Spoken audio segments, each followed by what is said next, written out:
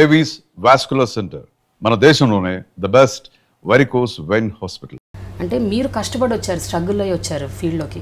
But Raghubabu గారిలో ఆ talent సడన్గా గమనించడం, ఆయన ఇప్పుడు ఫిల్మ్ ఇండస్ట్రీలోకి రావటం, ఇప్పుడు ఇన్నేళ్ళుగా సినిమాలు చేస్తున్నారు. హీఈస్ ఆల్సో ప్రూవింగ్ బ్యూటిఫుల్, చాలా చాలా పేరు తెచ్చుకుంటున్నాడు ఆయన కూడా. బట్ అఫ్ కోర్స్ ఆయన మీలాగా ఆల్రౌండర్ కాదులేండి, బట్ కామెడీలో ఈజ్ కింగ్. మీకు యాజ్ అ ఫాదర్ ఎలా అనిపిస్తుంది సార్ ఇప్పుడు? వాడు కూడా అలాంటి హీరో కాకపోయినా, నేను వేసిన హీరో వేషాలు వేయకపోయినా వాడు సీరియస్ క్యారెక్టర్స్ చేస్తున్నాడు, విలన్గా చేస్తాడు, కామెడీ చేస్తాడు. అది ఒక్క పాత్ర తప్ప, హీరో పాత్ర తప్ప ప్రతి ఆల్రౌండర్ అతను కూడా. అంటే ఆల్రౌండర్ అంటే మీలాగా కథలు రాయటం, direction is busy, very busy now.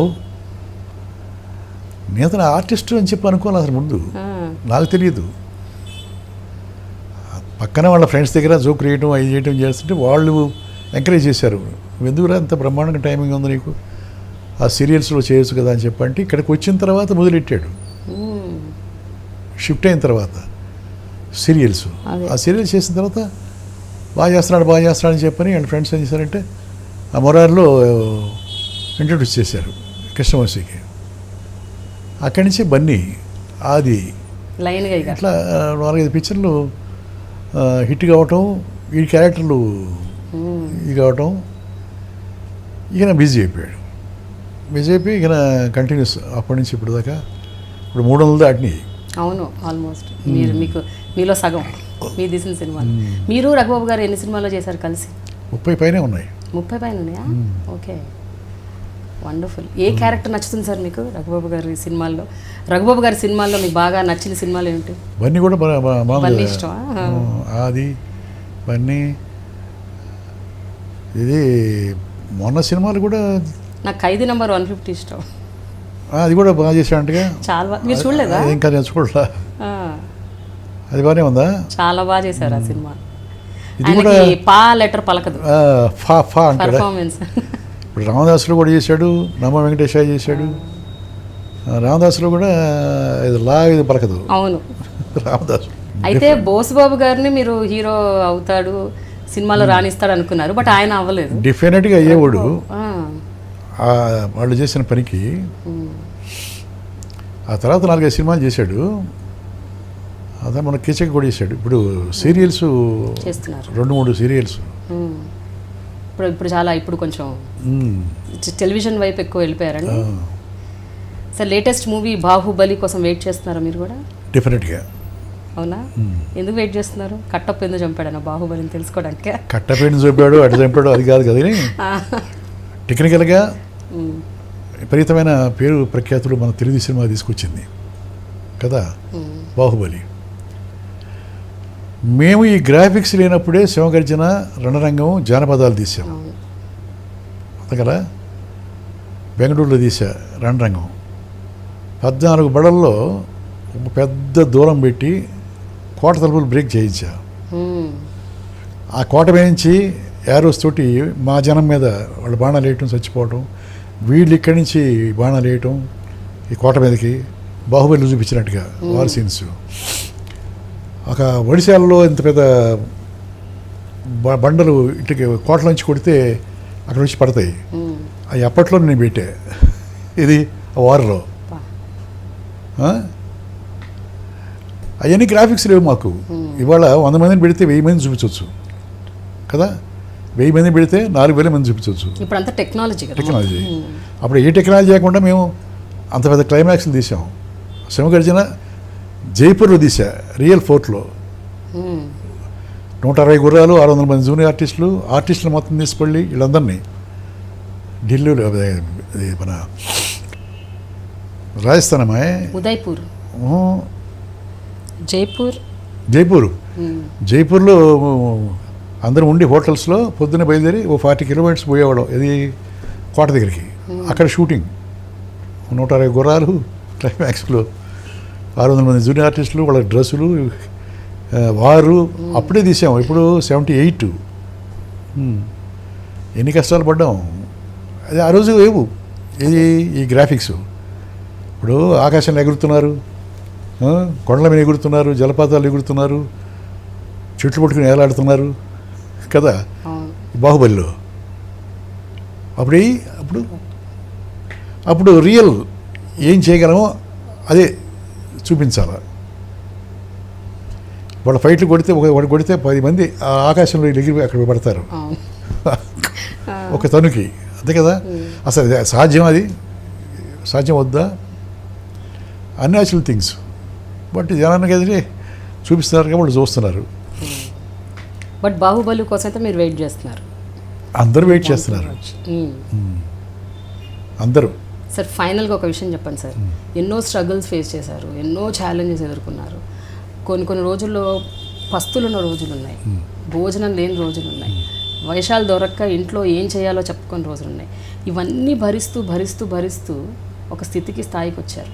కానీ ఇప్పటి రోజుల్లో ఎవరైతే ఒక ఇండస్ట్రీలోకి వచ్చి ఏమైనా పేరు తెచ్చుకోవాలి, లేకపోతే ఒక రోల్ సంపాదించాలి, ఒక హీరో అవ్వాలి, ఒక స్థితికి రావాలి అని అనుకున్న వాళ్ళు అలా వస్తున్నారు, సక్సెస్ అవుతున్నారు, మళ్ళీ ఫెయిల్ అవుతున్నారు. ఫెయిల్ అయిన వాళ్ళలో నిలకడ ఉండట్లేదు, ధైర్యం ఉండట్లేదు, సూసైడ్ చేసుకుంటున్నారు కొంతమంది చాలా డిప్రెషన్కి లోన్ అవుతున్నారు. మీ ఆ రోజుల్లో మీకు అంత ధైర్యం ఎక్కడిది? ఇప్పటి పిల్లల్లో ఎందుకు లేదు? మీరు ఏమన్నా ఎప్పుడైనా అనలైజ్ చేశారా సార్ ఎందుకు ఇలా జరుగుతుందో? ఇందా మనం చెప్పుకున్నాం,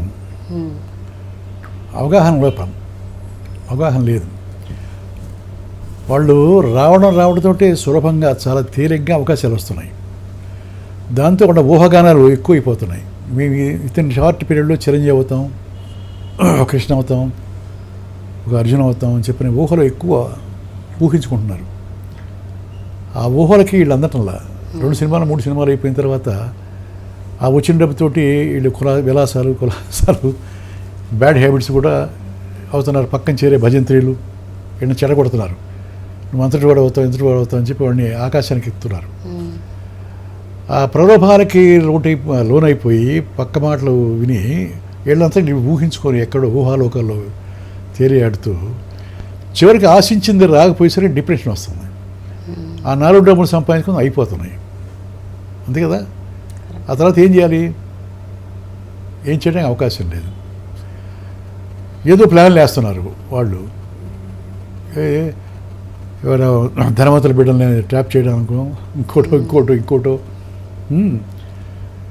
ఈయన విచిత్ర విషయాలు ఇళ్ళు ప్రారంభించి అనుకుంటున్నారు. ఇది అట్లాంటి విషయాలకు కూడా వీళ్ళు చేసేసరికి ఏమవుతుంది, అవి సక్సెస్ కాక డిప్రెషన్ వచ్చి అంతకుముందు వాళ్ళు ఊహించుకున్న మొత్తానికి ఏది దగ్గర రాకపోయేసరికి చచ్చిపోదామా లేకపోతే వెళ్ళిపోదామా, ఏం చేద్దాం, మెంటల్గా డిప్రెషన్ వచ్చేసి చేస్తున్న వాళ్ళు చాలామంది ఉన్నారు.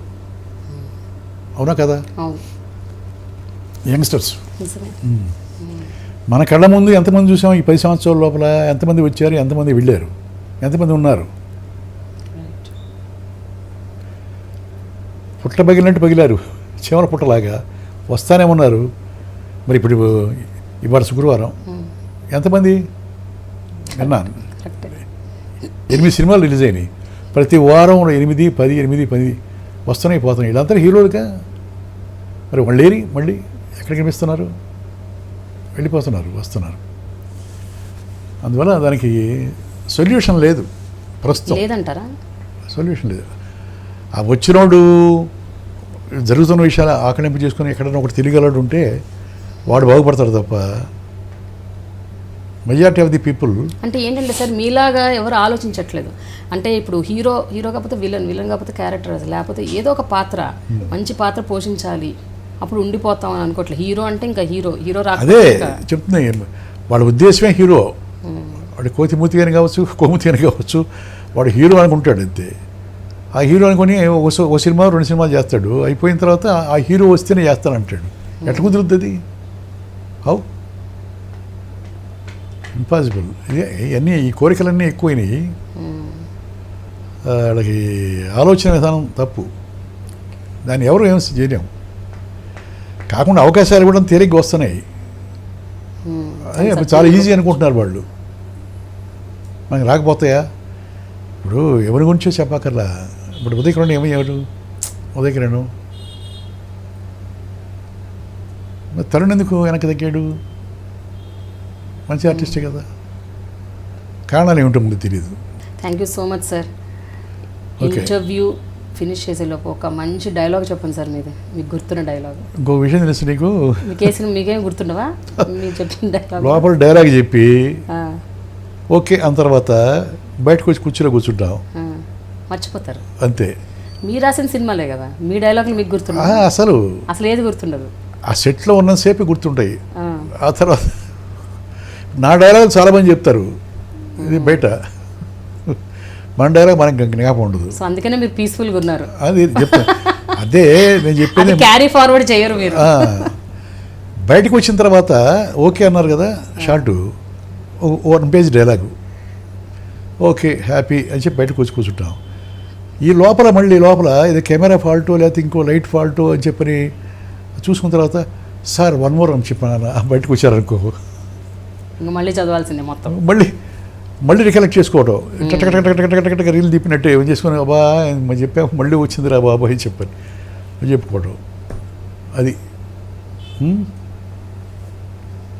Thank you so much sir. చాలా okay thanks. Okay thanks okay ప్రేమ.